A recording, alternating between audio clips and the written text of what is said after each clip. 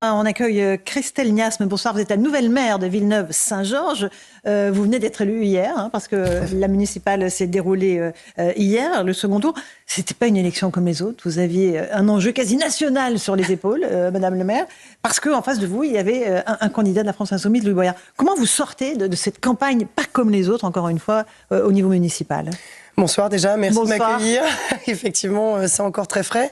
Notre conseil d'installation sera samedi certainement, donc il va falloir le temps d'endosser le costume de maire et donc les responsabilités qui vont avec pour une ville comme Villeneuve-Saint-Georges, c'est pas rien. Ça a pris une ampleur nationale, effectivement, oui. Parce qu'on a un candidat qui est avant tout, avant de faire de la politique, qui, à mon sens, fait beaucoup de communication, est un influenceur, si je peux me permettre. Voilà, un influenceur politique, c'est comme ça que je le traduis. Et je crois que ce qu'on a fait hier soir, c'est qu'on a démontré que la politique, ce sont des vrais gens. C'est le quotidien, c'est le terrain. C'est ça qui a fait la différence pour vous ? Je le pense. Parce qu'il était arrivé au dernier moment, enfin, il est député de cette circonscription, Louis Boyard. Mais vous avez fait un travail de terrain qui vous a permis de l'emporter, ou c'est une alliance des partis pour être très clair, C'est 4 ans de travail, 4 ans de travail avec toutes nos familles sur la ville de Villeneuve-Saint-Georges. C'est une reconnaissance, je crois, de l'ancrage local.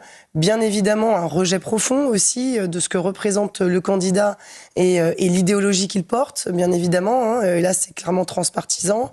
Donc tout ça lié nous permet de porter aujourd'hui avec mon équipe un projet de renouveau pour Villeneuve-Saint-Georges, ce que je souhaite ardemment. Gauthier Lourette. Alors, on va écouter Louis Boyard, si vous voulez, ou on l'écoute d'abord parce que, évidemment... Vous me préférez à Louis Boyard, il n'y a aucun problème. Non, alors je vous préfère. Vous avez raison, je rectifie, c'est vous qui avez la parole en premier. Allez-y. Vous dites, Louis Boyard a effectivement perdu de manière assez claire. Il fait quand même 39%, il n'a pas fait 2%. Il a fait 60% dans cette ville lors des élections législatives. Donc il y a quand même une partie de la ville, un bastion de la France insoumise. Comment ramener les électeurs de Louis Boyard auprès de vous, j'allais dire, et les sortir du communautarisme, sans doute, dans lequel la France insoumise veut les enfermer? Je pense que ça passera par beaucoup de pédagogie. C'est ce qu'on s'est attelé à faire pendant cette campagne, expliquer qu'à un moment donné, quand on est élu, c'est ce que je disais un peu hors plateau, quand on est élu, on travaille pour tout le monde, on travaille pour quelle que soit l'origine, la religion, et on est face à des candidats qui se servent du fait communautaire, du fait religieux pour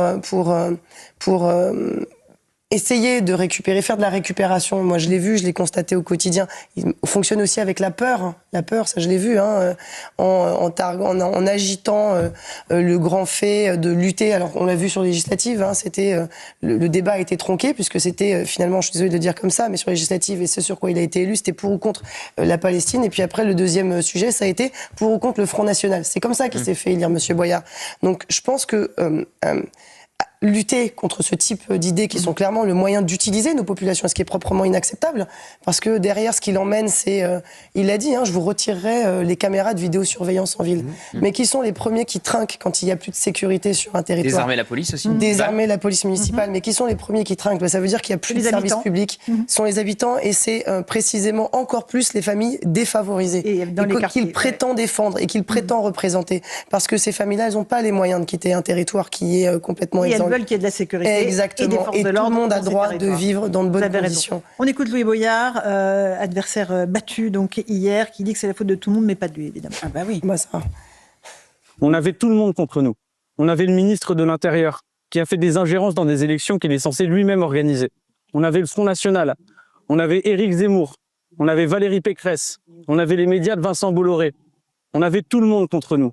Et malgré tout, regardez-nous. On est là. Fort, fier, digne, solidaire. Et je le dis aussi, où étaient nos camarades? Où étaient les écologistes? Où étaient les communistes? Où étaient les socialistes? Où étaient-ils quand on a imploré la fusion? Ils n'étaient pas là.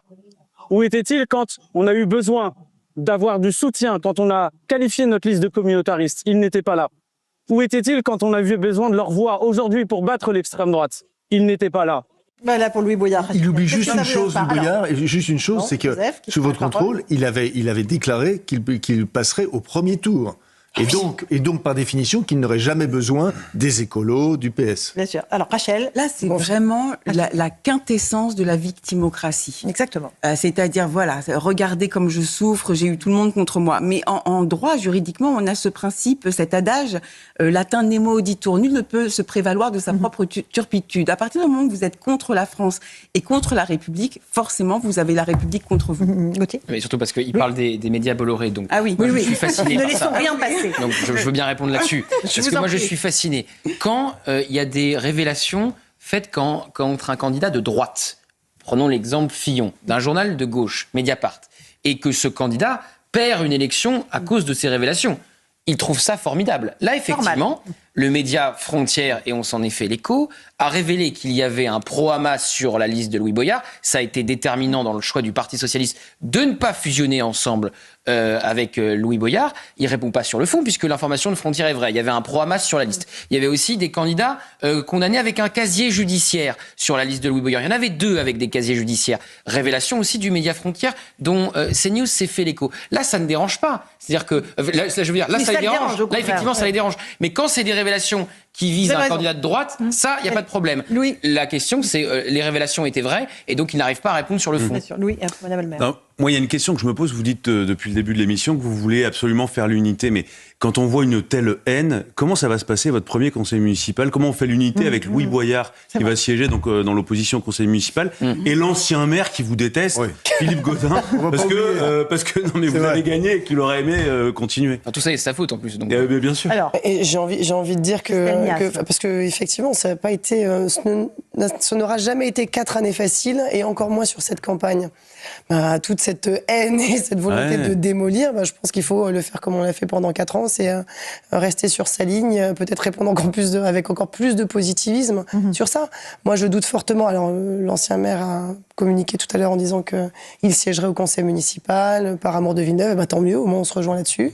Et puis, moi, je doute fortement que le candidat Louis Boyard siège dans l'opposition, mais c'est peut-être là qu'on verra son intérêt pour le territoire et pour les enjeux locaux aussi. Il y a peut-être un risque électoral pour lui. S'il déserte le conseil municipal, il est quand même élu de la circonscription. On est bien d'accord. Ça peut poser un problème pour sa prochaine élection législative.